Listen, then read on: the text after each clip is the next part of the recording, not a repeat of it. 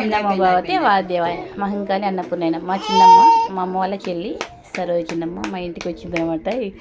ఈరోజు 2024 అక్టోబర్ 6న మా చిన్నమ్మతో నేను